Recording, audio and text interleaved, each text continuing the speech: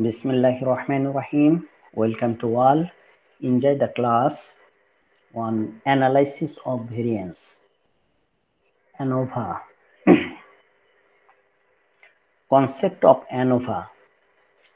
Analysis of variance. ANOVA is a statistical technique that is used to check if the mean of two or more groups are significantly different from each other.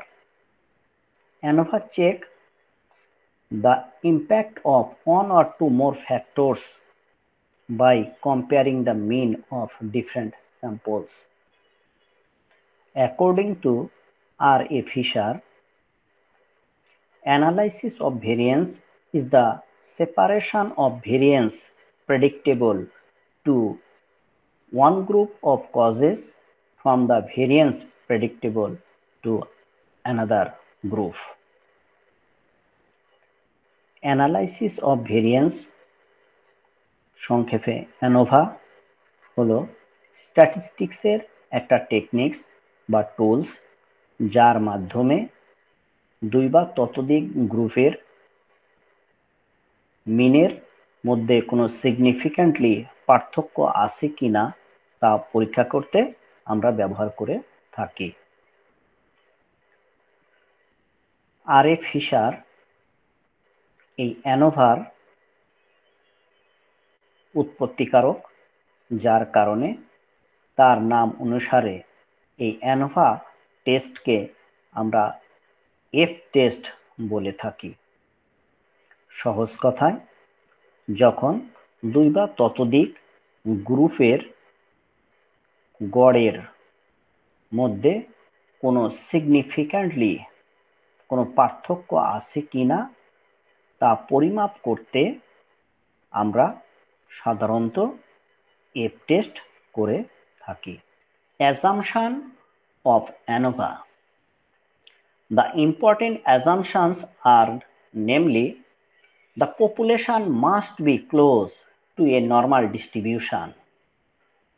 Second, sample must be independent. Number 3, population variance must be equal. Number 4, groups must have equal sample size. আমরা যখন F test করে থাকি তখন সাধারণত চারটা অনুমানের উপর ভিত্তি করে এই টেস্টটা করা হয়। অনুমানগুলো, নাম্বার 1, আমরা যে পপুলেশন ব্যবহার করব সেই পপুলেশনগুলো অবশ্যই নরমাল ডিস্ট্রিবিউশন হতে হবে।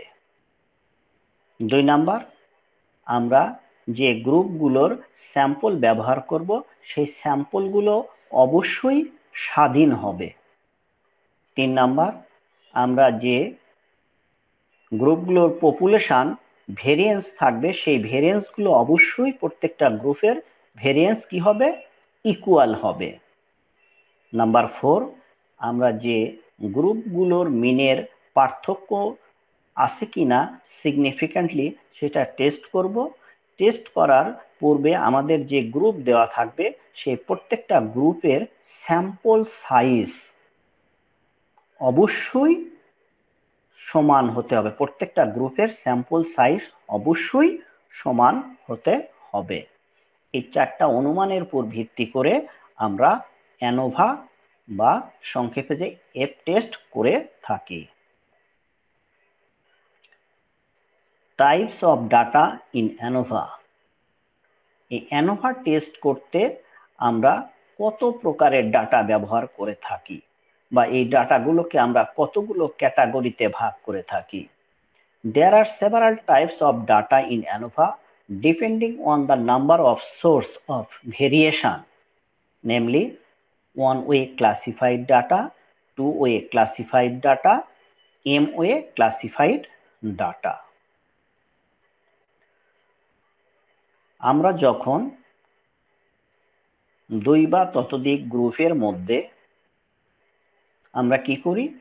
একটা ফ্যাক্টর নিয়ে আমরা ANOVA টেস্ট করে থাকি, তখন ওই ডাটাগুলোকে আমরা ওয়ান ওয়ে ক্লাসিফাইড ডাটা বলে থাকি।